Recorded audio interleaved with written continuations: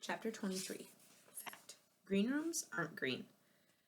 So, it turns out that a green room is like a backstage waiting area for famous people to hang out and relax in, before they go on stage at a talk show or out to a table to sign books. This green room was actually blue, but it was filled with tons of candy, tons of cookies, and tons of soda, which were three of my favorite food groups, and there was no one in there except us to eat and drink it all. Wow, Baxter said, this is the life.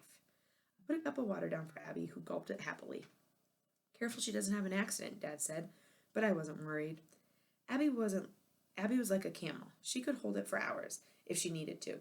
It was kind of amazing. I mean, I don't want it to call it a superpower or anything. I learned my lesson there.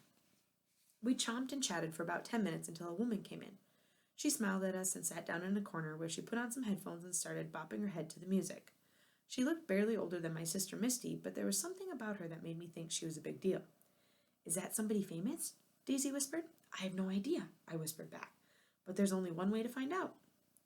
Erwin whispered. What are you doing? As I walked over to the woman and smiled. She smiled back and took off her headphones. Hey, little man, what's going on? Is that your dog? Yep, I said. Her name's Abby, and that's my dad and my friends. They were all being shy. Even my dad, but they waved. Nice to meet all of you, said the woman. I helped myself to a fistful of peanut M&Ms. Are you a famous author? The woman laughed. Ha! Well, it depends on what you mean by famous. If by famous you mean everybody at my mom's yoga studio has heard of me, then absolutely, I'm very famous. She turned around and handed me a copy of her book. It's called 140, and it's a graphic novel about a guy who only talks in 140-character statements. It's a commentary about how social media is running this country and ruining this country at the same time. But hopefully, people will think it's funny too. No one knew what to say except my dad, who asked, Is your book for sale here? It sounds interesting. The woman beamed. Nope, but I can give you one, and I'll sign it for you too. She stuck out her hand. My name's Sharona. What's yours? Richard, said my dad, but you can make it out to my daughter Misty if you wouldn't mind. She's so obsessed with her phone that sometimes I think her head is going to just drop right off her neck. I watched Sharona open the inside of the book and start writing. I still couldn't believe that was a thing. Imagine getting a book signed by the actual person who wrote it. My dad looked at what she wrote and laughed. Check this out, you guys, he said, holding it up. To Misty. Reading beats tweeting any day, except when you're tweeting about how much you like this book. Your pal, Sharona Wild. Wow, she's so lucky, I muttered. She's not even here and she gets a book. As we were rereading the words Sharona wrote, the door opened and Elroy walked in, with his son Edison slightly behind him. Where's Nick Brindle? Daisy whispered to me. Shh, I said, even though I was thinking the same exact thing. Where's Nick Brindle? Baxter asked Elroy, nice and loud. I felt my face start to get hot, but Elroy just laughed. No, he's long gone. As soon as the last book was signed and the last picture taken, he was on the next flight back to Hollywood. I saw Baxter's and Daisy's faces fall, and I was determined not to show the same disappointment. Besides, I was here to see Elroy. Nick had just been a happy bonus. It was so incredibly nice of you to invite us here, I said. You've been my favorite author since, forever. Elroy helped himself to one of the itty-bitty sandwiches they had on a tray. Well, I wouldn't get to be an author if it weren't for my loyal readers, he said. That's why I come to events like this, even though I have a fear of crowds.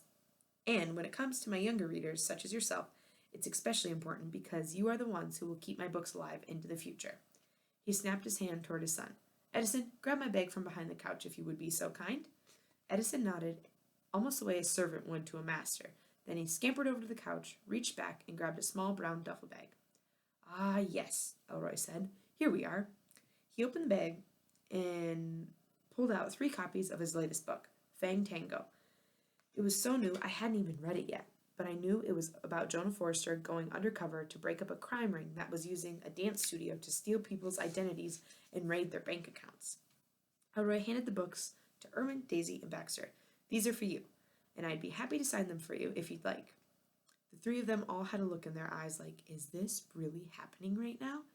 He signed the books and they thanked him over and over again, as my dad looked on smiling. I tried to smile too, even though both of my legs were jiggling with anticipation. Elroy glanced at me with a twinkle in his eye. What's the matter? Worried you're not going to get anything? Of course not, I said, and I don't want anything anyway. Just getting to meet you is fantastic enough for me. Ha! Elroy said, barking out a laugh. I appreciate the lie for the spirit in which it was intended. While I was trying to figure out what that meant, Elroy glanced at Edison. The vault, please. Edison's eyes went wide. The vault? Are you sure? Yes, Elroy said. Very. Edison looked upset, but he walked back over to the couch, reached underneath one of the seat cushions, and pulled out a golden briefcase with the wings design and the letters EE stamped in big black letters, just like the envelope Elroy had mailed me. Edison looked at it, shook his head, brought it over to his father. Elroy held it as carefully as you would hold a newborn baby. I call this briefcase the vault, Elroy said quietly. When I travel, I keep my most valuable possessions inside. He punched in a bunch of numbers on the lock, and the case clicked open. He kept it pointed away from Edison so he couldn't see what was inside. We all leaned in with anticipation, and Abby took advantage of the situation to stretch up onto the table and grab a hunk of cheese. Bad girl, I told her, but I didn't take my eyes off the case. Elroy looked directly at me. Jimmy, I mentioned earlier that young readers like you are the future, he said. And to show my appreciation for your loyalty and custom, I would like to present you with this signed first edition copy of my favorite Jonah Forrester novel, Fangs for Everything. He pulled out a big red book with a special gold embossed seal on it and flicked away a speck of dust that was apparently on the cover. Edison looked shocked. Wait, seriously? He asked his father. For real? That's enough, Edison, Elroy said, using the same tone that I'd used when I told Abby she was a bad girl. Edison scowled and grabbed a handful of pretzels, but didn't say anything else.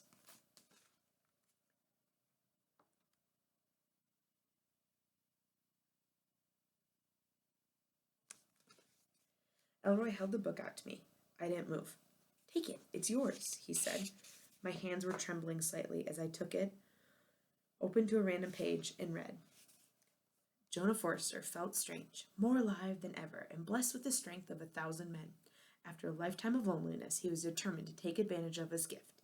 If he was going to live in this world forever, he was going to do everything he could to make it a better place. From that moment on, Jonah lived by one thought, and one thought alone. A vampire's job is never done. Thank you, I managed to whisper. Jeepers, Irwin said, with more than a hint of jealousy in his voice. Elroy smiled. Would you like me to sign it? I nodded and handed it back to him. He took a red pen out of his briefcase. To Jimmy. Never stop reading. Never stop thinking. Never stop dreaming. Your friend, Elroy Evans. I stared down at the words, trying to absorb the amazing thing that was happening to me. You better not sell it on eBay, Edison said bitterly. Elroy hushed his son with a glance, then turned to me. In your letter, Jimmy, you asked me how to know if someone is a vampire. Do you remember? Yes, Mr. Evans, I said. I glanced down at Abby, who was parked under the food table hoping for another snack. You said it was an age-old question that was impossible to answer. Indeed, Elroy said. Vampires are beautiful and fascinating and dangerous and eternal, but most of all, they're mysterious. Jonah Forrester has lived forever, and how many people know he's a vampire? I thought for a second. One. That's correct. His assistant, Saxton. Other than that, he operates in the darkness. That's the only way he can be effective. Elroy smiled, and there was a hint of sadness in his smile, as if he knew that what he was about to say would disappoint me. So my best answer is, if you think someone is a vampire, chances are they're not, because most vampires would never ever let you suspect a thing. I nodded, and a weird peaceful feeling came over me, as if he was saying what I knew to be true in my heart all along. Elroy looked at his watch. Well, I must be off. More books to sign, more hands to shake, more Purell to use. I've so much enjoyed meeting all of you. My dad shook his hand. My son will never forget this day for the rest of his life. You've been so kind. Thank you. It was my distinct pleasure. Elroy glanced over at his son. Come along, Edison. We mustn't be late. Edison hustled over to the door and held it open for his dad. And I felt a little bad for Edison. It seemed like all he was there for was to do whatever his dad asked. After Elroy left, I stood there for a minute, just staring down at my book. That is like the coolest thing ever, Sharona said from the other couch. I'd forgotten she was even there, but she'd obviously been listening the whole time. I know, I said, trying to sound calm. Thanks. You know, an actual vampire? I don't know, I sighed. I guess not. The other guys sat on the couch and thumbed through their own books. No one said anything to me, as if they knew that I needed a minute to figure out the gazillion confusing emotions I was feeling. On the day I met my hero, and he told me to keep dreaming, I realized once and for all that the dream I'd had about Abby wasn't true. My dad came over and put his hand around my shoulder. Quite a day. Should we go get something to eat? Yes, please, said the rest of the guys. I nodded and slowly got up. Abby, who'd been snoozing, stretched and looked up at me with nothing but love in her eyes. So she wasn't a vampire. She was still a great dog, and she was mine. That was enough for me. Let's go, Ab, I said, and we headed back out into the great big world.